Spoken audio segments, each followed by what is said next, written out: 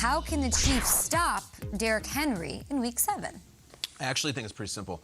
You just take the Chiefs team bus and you just drive it out on the field, one of these, and you park it beep, beep, right in front of the line of scrimmage, and you try to stop Derrick Henry that way. Because that's pretty much the only way anyone in defense is going to do it.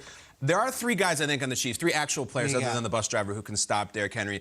And it's Patrick Mahomes, Travis Kelce, and Tyreek Hill. Those are their best defensive players in this game. Meaning, go up 14-0, and we'll see how much Tennessee wants to run the ball up the gut. Now, if you watch the Bills game, they had a shot to do that. They got early field goals and went up 6-0. Field goal, and then Henry destroys their will to live because they didn't get a lead. That's the way you do this, because you know what the problem is for the Chiefs? It's not only that their defense is pulp, it's that they're getting fresh Derrick Henry. You want Derrick Henry after the 41-touch epic saga and hope that he's worn down. It's one of his fewest touches of the year last year. And it's like, he's having the best football of his life right now, and it's not because the Titans' line is better. It's not because Tannehill is better. He's not. It's because Henry is better. Henry's better than he was last year, than he was 2 years ago, and the Chiefs' defense is the worst that we've seen maybe historically in 102 years of NFL football. So I don't think they can stop him unless they get a huge lead and make Tannehill play catch-up. That's the way. Yeah, that is a fact. That is one of the ways, especially explosive offense or a run offense. Let's shorten the game. Okay. Let's shorten the time of possession. Old Bill Parcells. Let's shorten the time that they can attempt to give him the football. The other thing is, let's get the lead. Let's take them out of that running game. But we know they can't change their personnel. So you have to change the scheme. And they have to be able, on first and second down, be able to have some run blitzes so that we can get penetration into the backfield. When you have a big, mobile back like him, you cannot let him get through the line of scrimmage because he's bigger than all the linebackers, and he's bigger than all the defensive backs. So penetration into the backfield, run stunts, especially on first and second down. And I'm going to tell you, I don't mind if they throw the ball. I'm going to force Tannehill to throw the ball 40, 45 times because I'm going to put so many people by the line of scrimmage to discourage Peter from them thinking, oh, you know something. Because typically teams, if there's 8 in the box, they won't run the ball. This team, they do, though. Yes, they do. They don't care. They do. They don't care. I go back. We've been down this road with Derrick Henry before, like crashing the league and running through. Remember the playoffs a couple years ago where the Patriots had Tom Brady and it's his last game? And this whole thing. And there's Derrick Henry going to spoil all of this because he's going to pass a ball to him and he's going to run out of the backfield as a receiver. Like, you can't just say, we're going to stuff him as a running back. They get him the ball in so many ways. It sounds great to stuff the box with 8. Then they throw a screen pass to him and he goes. Following week, the Ravens were 14-2. Lamar Jackson was the unanimous MVP. Story of the year. And look at this. There's 4, 5, 6. How many guys do you need? He's going to get his. He's going to get his. He also threw a jump pass in this game. Yes, he did. But then the Chiefs were waiting for him. And the Chiefs were like, we're hearing about it. We've got our guys. We got things.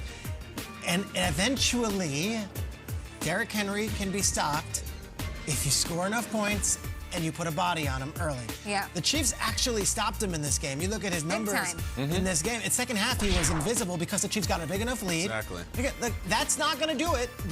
So there is no how-to. It's just the knowledge that we've done it before. And I think that's huge because a lot of these teams, the Jaguars have scar tissue of 5 years of Derrick Henry stiff-arming them and beating them. The Bills, they will remember yesterday going forward. The Chiefs, they haven't been owned by Derrick Henry. He had a good regular season game a couple of years back. But they have already had success in that building. They are Super Bowl champions. They are AFC champions. They are teams, and those are players that aren't scared of big, bad Derrick Henry. They've been the big, bad wolf before.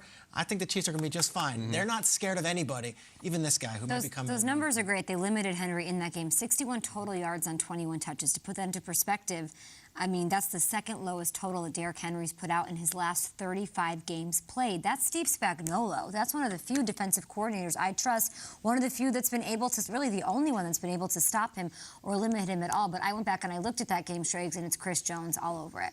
Chris Jones he's a guy who's used all over the field. He was crucial and pivotal in this 2019 AFC Championship matchup, and he has been out. I loved him before the season. I was in Kansas City on those sidelines, Chris Carter, and I was hearing things like Defensive Player of the Year. He looks great. They're going to try to use him all over the field, all of that. He's missed a few games with a wrist injury. We haven't seen him on the field. The defense as a whole for Kansas City hasn't been playing as well. So I guess the X factor to me would have to be Steve Spagnuolo. Do I trust him to do it without Chris Jones? Yeah, he's got to, and he's got to be able to come up with a different scheme to try to put more pressure in different looks on Tennessee's front. One thing you should realize, though, as a defensive lineman with Chris Jones, having something wrong with your wrist is like a receiver having at least 1 or 2 broken fingers, because everything for a defensive lineman is right here in front of you. And if I have a problem with my wrist, because if you look at all the defensive plays where you have penetration into the backfield, that is Chris Jones bench pressing a guy. Yeah. When you remove that from him, so to me, it's got to be scheme. You got to be able to change up the defense. You can't line up in just a regular 43 defense and think, yes, sometime I'm going to put my linebackers up in the gap. I don't want to blitz my linebackers a whole bunch, because once he gets through there, we saw in the last game, once he cleared the line of scrimmage, it was, okay, protect your neck. No. So, but you got to give him some different. It's like a great passer. Right. You can't give him the same looks, same way from a defensive front when you have a great runner. Do you believe what Peter is saying on both sides of the ball? Derrick Henry's like, oh, man, they did stop me before. And is Steve Spagnuolo, is that defense like, we've stopped him, or does it not matter? Does that impact them at all? Well, this is what we go through in the NFL. The elite offenses, the elite players, we try to come up with a scheme where how we...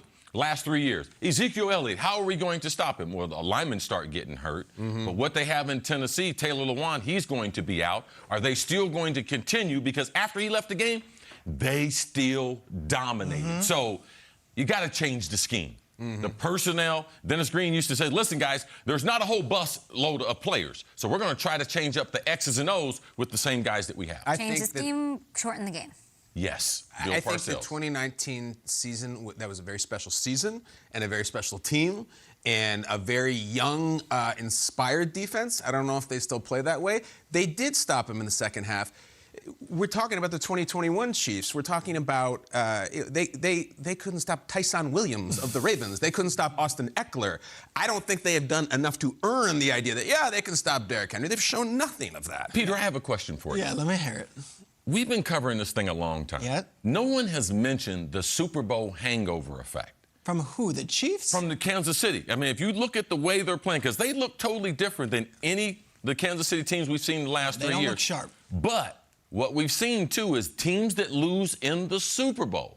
There is an effect from losing in the Super Bowl. Do you believe that to be real? Absolutely, and it took them 5 games until we finally saw in the third quarter of Week 6 the offense do that click where it's the Chiefs' Golden State Warriors offense, where they scored 21 points in 18 minutes, and it's like, oh, that's the Chiefs. And it's not Tyreek Hill dropping passes, and it's not Clyde Edwards-Helaire fumbling balls, and it's suddenly a sharp offense that can score.